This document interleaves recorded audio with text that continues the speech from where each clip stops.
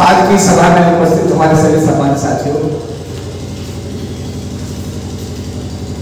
जैसा अब माहौल है बदलाव का, तो हमारे यंग नेता समाजवादी पार्टी के चीफ अखिलेश जी यादव जी और राष्ट्रीय लोकदल के राष्ट्रीय अध्यक्ष चौधरी ज्ञान सिंह, दोनों यंग हैं। दोनों की जोड़ी आज पूरे विश्व में चर्चा का विषय है। नेशनल इंटरनेशनल मीडिया दोनों को बड़ा महत्वपूर्ण कवर कर रहा है और सरकार बनाने की आप सबके सहयोग से दिन रात कवायद भी हो रही है, जगह जगह मीटिंग हो रही है। कल भी मीटिंग थी, मेरे पैतृक गांव में कल मीटिंग थी, परसों हम लोग शिकारपुर में थे, आज यहाँ हैं। अभी मैंने विक्रम से कहा तो हॉस्टल में पढ़े हो तो बुलंदशहर का जो छात्रावास है उसमें भी मैंने BSc जब मैं कर रहा था तो मैं भी छात्रावास में 78-80 तक 2 साल रहा। तो मैंने कहा विक्रम एक मीटिंग आज शाम को वहीं करो, क्योंकि पूरे जिले के बच्चे वहां पढ़ते हैं, वहां से भी मैसेज जाएगा तो उनका सर शाम को मीटिंग करें।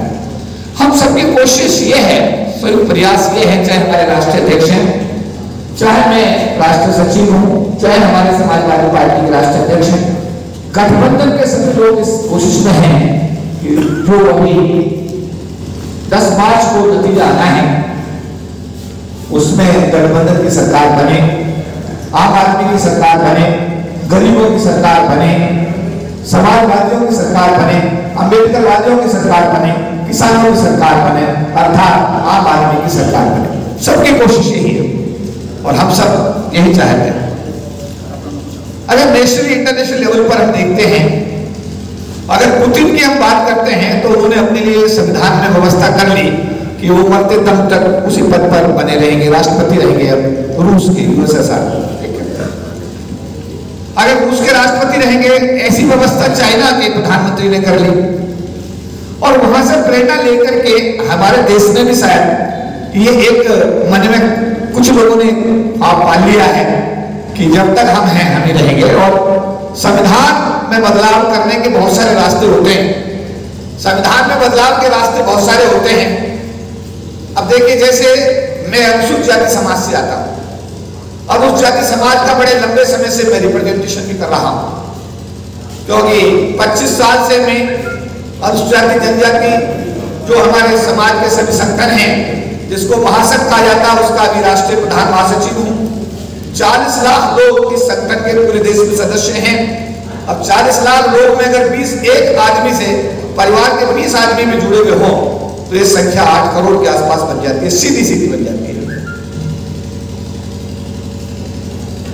बाबा साहब अम्बेडकर ने विधानसभा में 25% का आरक्षण, लोकसभा में 25% का आरक्षण, सरकार की नौकरी में SC और ST समाज के लिए 22.5% का आरक्षण दिया।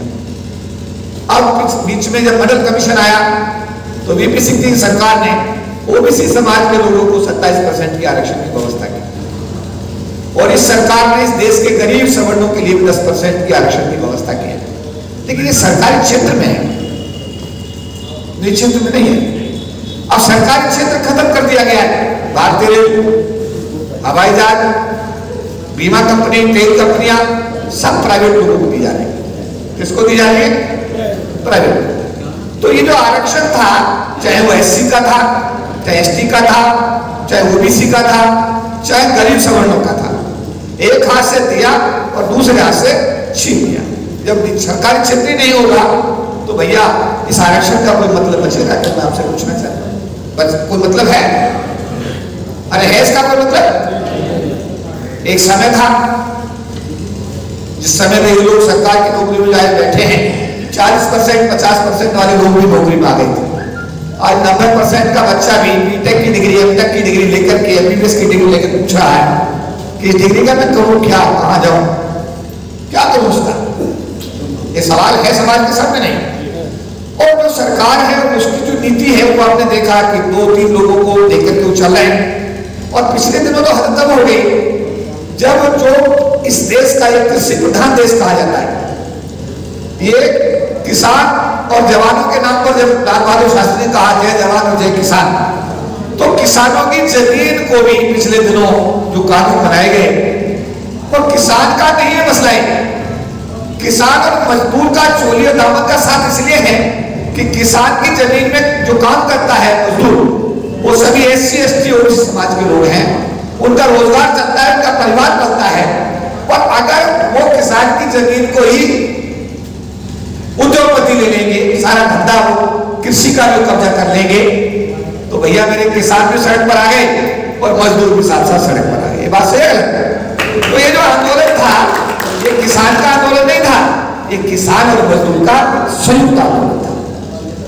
विजय श्री आदि मिली है, क्योंकि जैन चौधरी जी को मैं सुन रहा था, वो कह रहे पूरी मत मानना, ये कब दोबारा कर लिया इनकी कोई गारंटी नहीं है। समझिए बात को आप। ये वापस पहले ले आए, वापस कर लिया डंडे मारे दबाव में, ये फिर दोबारा कर लिया। इसलिए अगर आपको पूरी आजादी चाहिए तो इनको पहले 2022 के चुनाव में उत्तर प्रदेश से विदा करो, अम्बेडकरवादियों की और समाजवादियों की सरकार बना करके, और फिर 2024 के अंदर आप लोग केंद्र में इस सरकार को उखाड़ कर फेंको और नई सरकार का आने का रास्ता साफ करो। जगह जगह मीटिंगें हो रही हैं, यही बातें हो रही हैं जगह जगह। दोनों नेता हमारे बहुत अच्छे हैं, दोनों नेता हमारे लोग हैं। कुछ आरोप अपने हिसाब से लोग लगाते हैं और आरोप तो उन पर लगते हैं जो रणभूमि में काम करते रहते हैं। तो आरोप लगना एक सामान्य बात है, लेकिन अगर कहीं किसी तरह की छोटी मोटी कोई चूक हुई भी है तो उसका सुधार करने की गुंजाइश हर आदमी में होनी चाहिए। बार बार आरोप लगते हैं कि साहब सरकार ने ये किया, लेकिन मैं ये कहना चाहता हूं कि समाजवादी पार्टी के साथ हमारी नेता बहन मायावती जी ने पिछले दिनों लोकसभा में समझौता करके ये सिद्ध कर दिया कि समाजवादी पार्टी के लोग और बहुजन समाज पार्टी के लोग एक ही विचारधारा के लोग हैं। अगर वो समझौता ना करते तो हो सकता है कि संदेश दूसरा जाता, लेकिन संदेश तो स्पष्ट हो गया। अब हमको करना ही है जैसा बताया जा रहा है कि बहन जी पिछले 5 साल से परेशान हैं, बोल भी नहीं पा रही हैं, ताकत तो उनको देनी पड़ेगी। ताकत देने के 2 रास्ते हैं। 2000 हमने पहले भी ताकत दी थी उनको, 7 में भी ताकत दी थी, 12 में भी उनको ताकत दी थी, लेकिन वो ताकत पिछले 5 साल में आपने देखा है सरकार ने जो उत्तर प्रदेश में बनी, इसने SC ST के लोगों का, OBC के लोगों का खुला, मैं कहता हूं कि जो भाषा है मुख्यमंत्री की, मुख्यमंत्री सबका होता है, मुख्यमंत्री किसी दल का नहीं होता, मुख्यमंत्री सबका प्रदेश का मुख्यमंत्री होता है। लेकिन भाषा जब देखते हैं तो ऐसा लगता है कि वो प्राइवेट लिमिटेड मुख्यमंत्री है, प्राइवेट लिमिटेड मुख्यमंत्री है।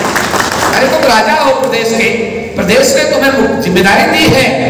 मैं विश्वास के साथ कह सकता हूं कि जयंत चौधरी जी, अखिलेश यादव भी जब प्रदेश की कमान 10 मार्च को संभालेंगे तो ये प्रदेश के नेता होंगे, प्रदेश के राजा होंगे और प्रदेश के हर व्यक्ति को न्याय देने का काम करेंगे, पूरी जिम्मेदारी से, पूरी ईमानदारी से। अब मैं अनुसूचित जाति समाज का निश्चित रूप से एक लगाव माननीय काशीराम जी के आंदोलन के साथ दिल का लगाव है। हम सब लोग भी उसी का प्रोडक्ट हैं, जितने लोग बैठे हैं, हम लोगों की धारणा भी वही है। लेकिन यहाँ दिक्कत ये आ रही है कि अगर वोट उतर जाता है और ये द्वारका से बीजेपी आ जाती है तो 5 साल समाज की वो पिटाई होगी जो अपनी हुई 5 साल में। तो पहले 5 साल में केंद्र में जब आए तो इन्होंने उनके काम जो किए उनकी एक सीमा थी कि अगले 5 साल में जब ये द्वारका से आए तो सबसे पहले इन्होंने किसान और मजदूर का ही गला पकड़ लिया कि इन्हें खत्म करो। तो ध्यान रखिएगा, अगर ये उत्तर प्रदेश में रिपीटिशन में आ गए तो एक बहुत बड़ी समस्या स्पेशली इस अनुसूचित जाति जनजाति समाज के लोगों के लिए पैदा निश्चित रूप से होगी। तो करना क्या है, क्या करना है, आज के सिनेरियो को, आज की परिस्थिति को समझना है। समझ करके आपको अपने परिवार में बात करनी है, अपने रिश्तेदारों में बात करनी है, अपने मीठे जितने भी आपके संबंध लोग सबको समझाना है और समझा करके इस व्यवहारिक समस्या को उनको उनके दिमागों में भरना है कि भैया अगर हमने उधर लगा दिया बटन तो फिर ये बीजेपी आ जाएगी, और बीजेपी आ जाएगी तो इसने पहली बहन जी को 5 साल से कैद कर रखा है। अगर बहन जी की आजादी करानी है तो अब हमको गठबंधन को अपना बटन हमें दबाना पड़ेगा। NCR करंट न्यूज को सब्सक्राइब करें और नोटिफिकेशन सबसे पहले पाने के लिए दबाएं बेल आइकॉन।